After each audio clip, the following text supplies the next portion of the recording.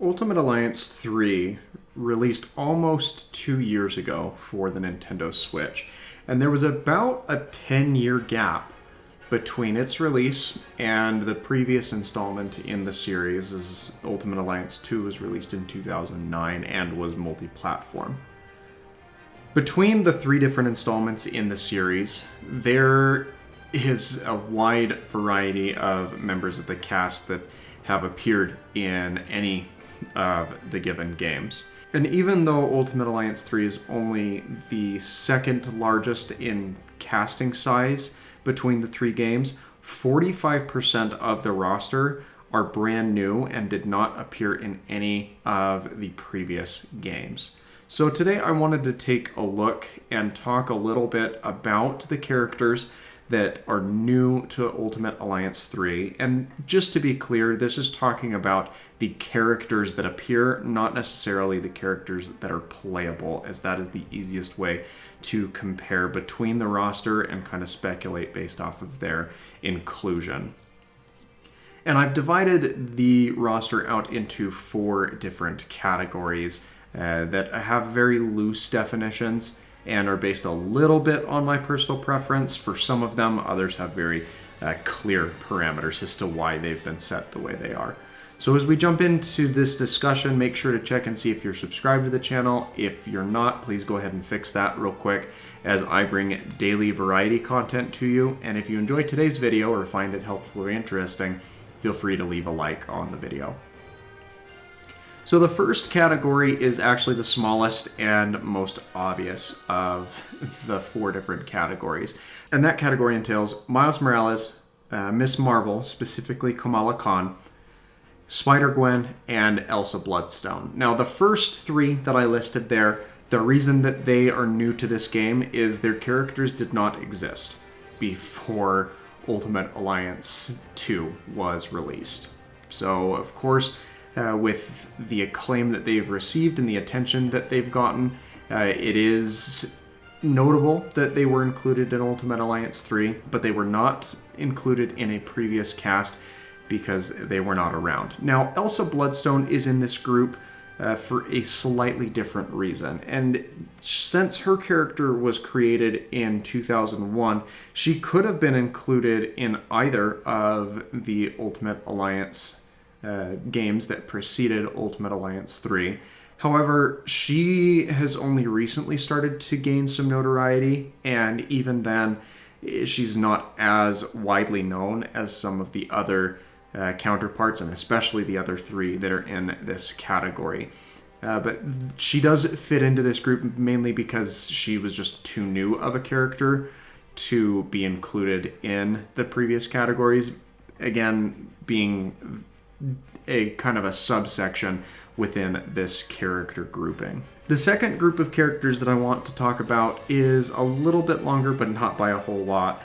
And those are the characters of Black Bolt, Cosmo, Lockjaw, Maximus, Thane, and Ultimo. So these characters have been around for quite some time, but they're not very well known. As a matter of fact, they are fairly unknown to a lot of people. I myself am familiar with, of course, Lockjaw and Black Bolt, and I'd heard of Cosmo and Maximus in passing, but Thane and Ultimo were relatively new introductions to me, though I did know who the characters were before Ultimate Alliance 3.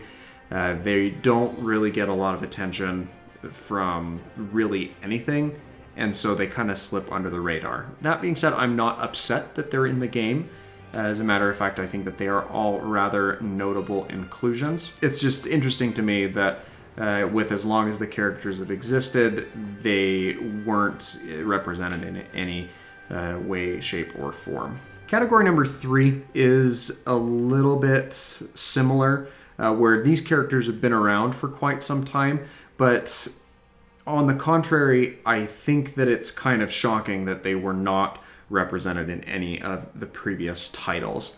And these characters are Annihilus, Beast, the Celestial characters, Destroyer, Dr. Octopus, Kingpin, Morbius, Odin, Sandman, Scarlet Witch, and Wasp. And a couple of these characters, they're really kind of puzzling as to why they weren't included in any of the previous titles, because they have very strong ties to characters that have been in most or all of the previous titles. Particularly Annihilus.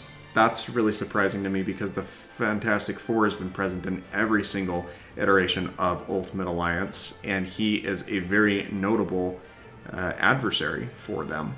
And it's, while we're on the same topic, I did find it a little surprising that Doctor Doom was not present in all the titles. He was absent from Ultimate Alliance 2, but he is a very notable Fantastic Four villain, so it does surprise me a little bit that he was omitted from that cast. Beast and Scarlet Witch, they've been around for a long time, and they had many an X-Men counterpart in the first two titles that would have warranted appearances from either or both of them, but for whatever reason, they just did not get any sort of representation.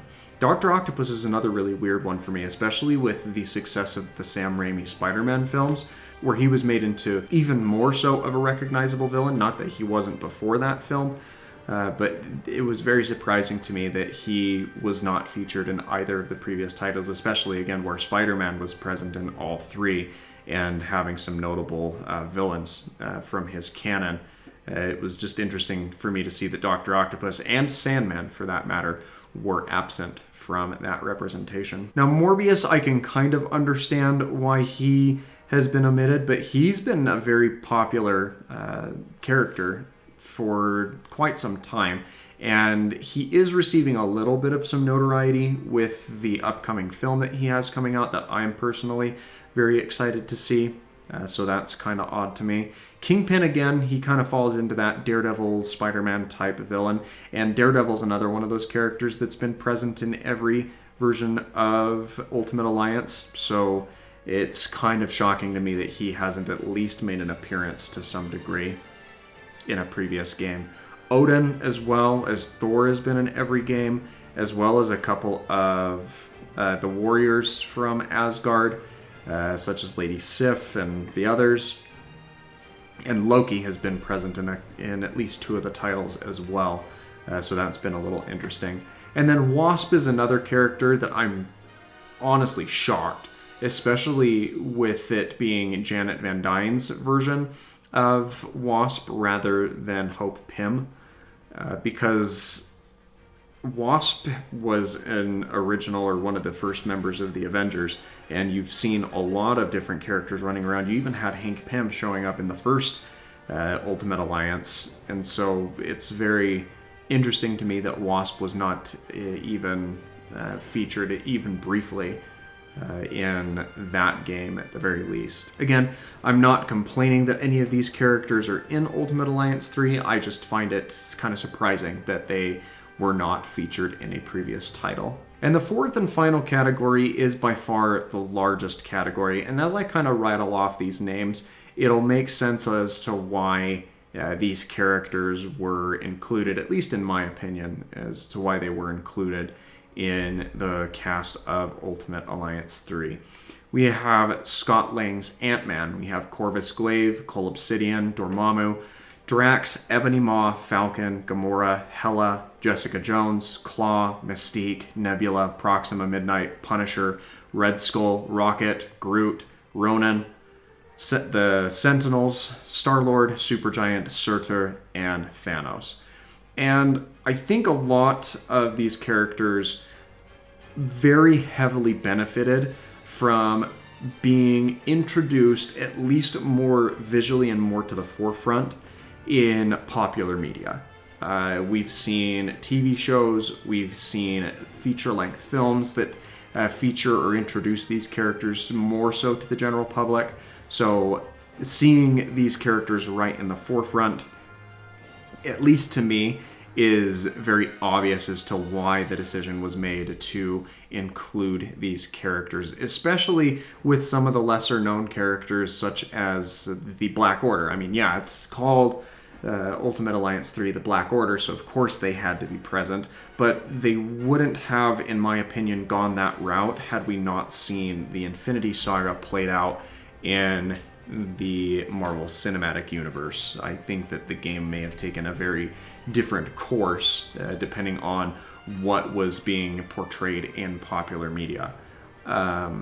I do think that it's very important that those characters were present, because even though most of the characters portrayed in the Black Order in this game were featured in Infinity War and Endgame, they were not all referred to by name. As a matter of fact, the only one who's really referred to verbally is Ebony Maw, and that's when Thanos is having a conversation with Doctor Strange on the planet of Titan. But had there not been a successful run of like the Guardians of the Galaxy film, I think it's safe to say that we wouldn't have seen any of those characters such as Drax, Star-Lord, Rocket, Groot, Gamora, and they just wouldn't have been included in the game at all, because that is a very underappreciated strain of the comics, and had they not been given a time to shine and a spot in the limelight, it's safe to say that they would have been omitted from the cast. But since they have been introduced, they've